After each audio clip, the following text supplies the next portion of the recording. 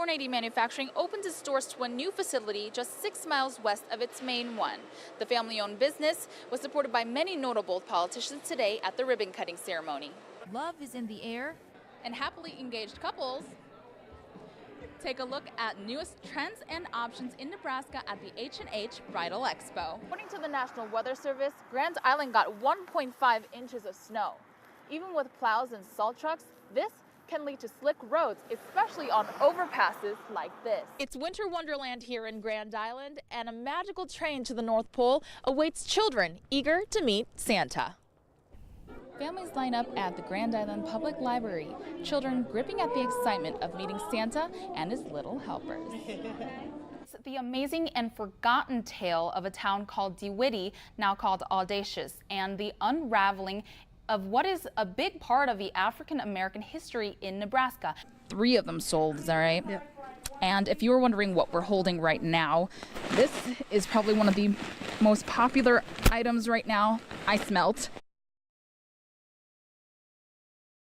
Cheryl Hwang rode along with an officer while a man was arrested for a drug DUI. She's live in Grand Island to tell us a little more about this. Cheryl, what exactly is this term drug DUI? What's that mean?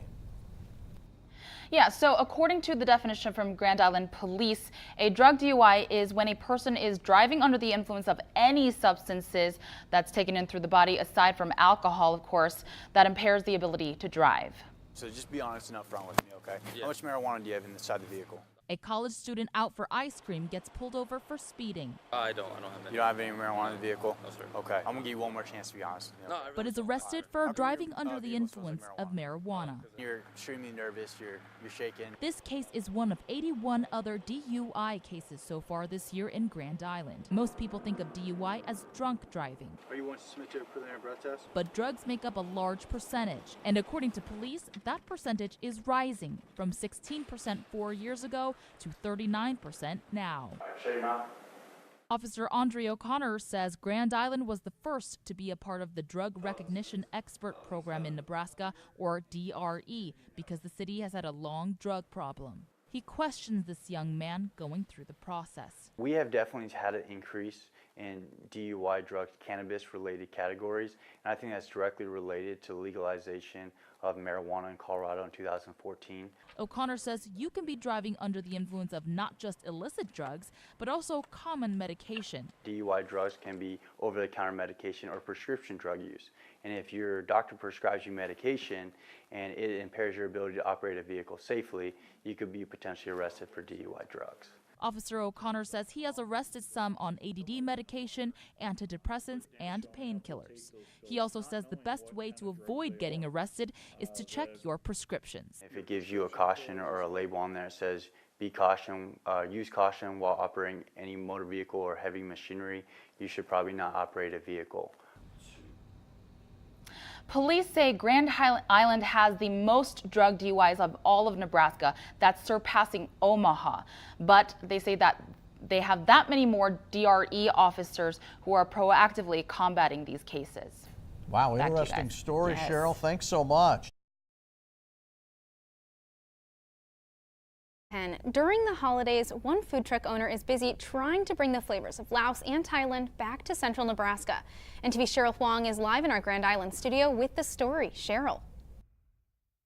That's right. The beloved Asian food truck Sticky Rice is back and hoping to hunker down and stay a while with new menu items. Sonaphin Manivong is the owner of Sticky Rice. He drives around serving Thai and Lao cuisine from a 78 square feet truck. Tear it out, put it on.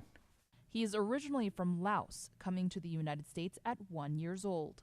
My family became refugees, trying to escape the Communist Party that's encroaching on our land. He and his family came to Grand Island, where Manivong went to UNL. There, many people asked about his culture and how to make Laotian food, and that's when the bug got him.